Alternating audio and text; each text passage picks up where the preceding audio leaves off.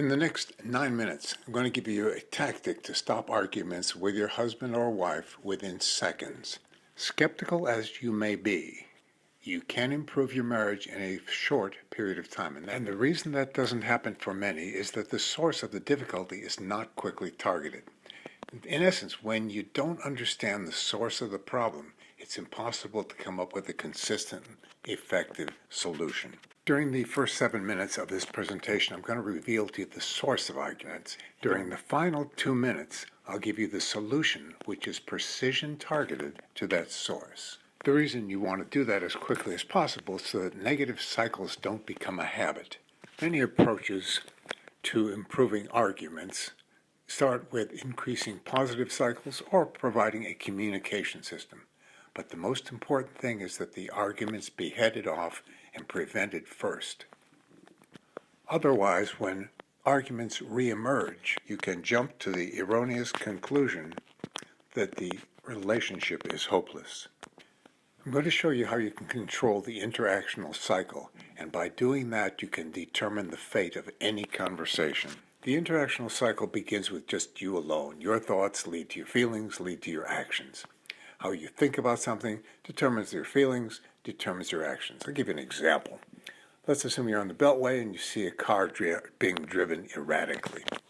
And you wind up with your feelings being some concern, an accident just waiting to happen. And the action that you would take is either you'd slow down or you'd move to a safer lane. Let's pretend I'm talking about myself. Let's say the you represents me. My thoughts, my feelings, my actions, and my wife is on the left-hand side. If I come down in the morning and I see her smile, I believe in my thinking part, the right-hand side, that she has positive regard for me. I have warm feelings for her, which will cause me to smile. And the same thing occurs through her thoughts, feelings, and actions, causing her to smile increasingly, perhaps. And this is a positive interactional cycle. Okay, that sounds fine and dandy, but what causes stress in a marriage? The cycles become negative. It's become adversarial. Let's say I come down in the morning. Again, I'm on the right-hand side. My wife's on the left-hand side. And instead of a smile, I see an angry look on her face. Now, wait a minute. Before you go further, I'm thinking it started with her. This is a freeze frame of a cycle, meaning I'm only showing you one specific piece, because by the time we get done, you're going to know that this is a cycle and it doesn't start in any one place. No one can be blamed. Let's say, for example, she does have an angry look on her face. Thoughts, feelings, and actions, I'm on the right-hand side. As a result of her anger or her frown, whatever it might be on that left-hand side, I wind up withdrawing on the right-hand side. And again, it's a freeze frame, so it doesn't start with just me. Then finally we have her anger and my withdrawal, or my withdrawal and her anger. It's a complete interactive cycle, communication circuit. And as a result, we are each receiving and sending emotion messages to one another that we're seen as an adversary. And the emotion messages are transmitted either by our body language, our tone of voice, facial expressions, but those are the way the emotion messages are transmitted. And that's going to be important later on when we come to the fix for all this. The cause and effect pattern in your relationship gives you the total, the absolute power to change your relationship, because without a response, the negative circuit can't continue. The greatest hurdle we have to making that happen is the triggering of both primitive brains. Let me spend a few minutes explaining the primitive brain to you. Let's say on the left-hand side, my spouse expresses some anger, some frown or criticism. That bypasses my thinking brain and goes right to my primitive brain, which is identified here in the slide, my right-hand side, as my feelings. The primitive brain, many researchers call it the lizard brain. It's an automatic instinctive reflex, and its job, the primary brain's job, has been survival for many, many years. A leaf blowing in the wind, for example, is a potential adversary, and it'll trigger this response. Now let's take a look at what's happened over millions and millions and millions of years. We've evolved into something with this gray stuff on top, the gray matter that you know of. This gray stuff is where we do our analytic, creative, and strategic thinking. The gray matter picks up on the fact frequency. The primitive stuff we haven't lost just because we've increased and evolved to having all this gray matter on top. The primitive stuff, the green stuff, is still there.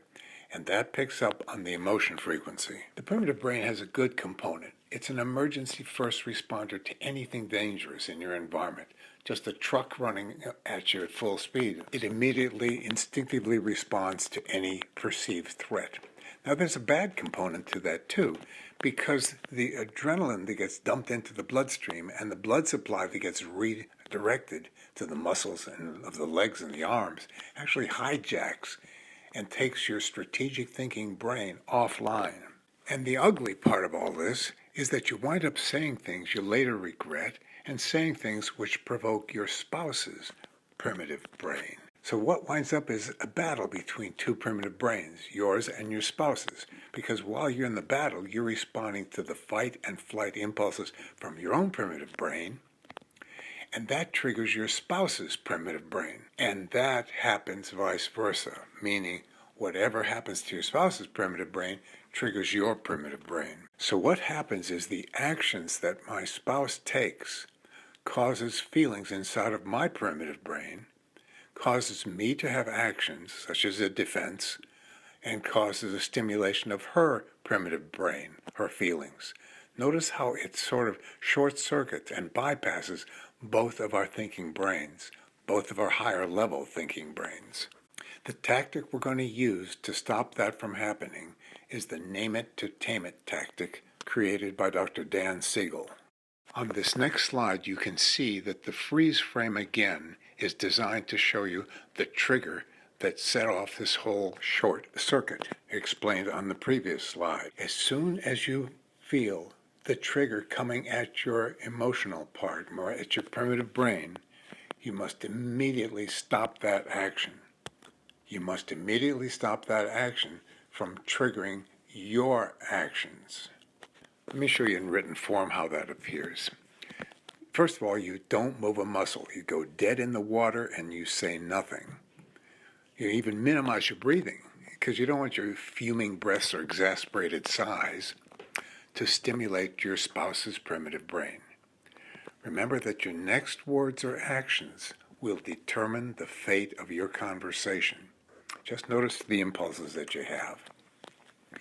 Step number 2, while still silent, observing what you're feeling. Be careful not to judge or criticize yourself. If you're angry, just say, hey, I'm feeling angry. It's imperative, though, that you do this calmly and methodically. Now, this next bullet tells you why that's so. Remember, the primitive brain can pick up on the emotion frequency.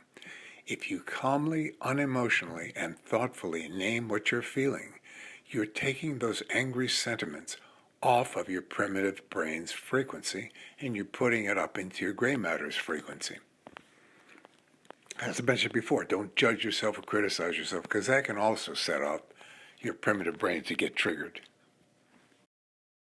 You now have power over the communication circuit, and by changing how you respond to your spouse, you're going to alter their responses. By using the name it to tame it tactic, you can take both primitive brains offline, and then strategic thinking becomes available. Failed commitments, broken promises, disappointments are also caused by poorly handled disagreements.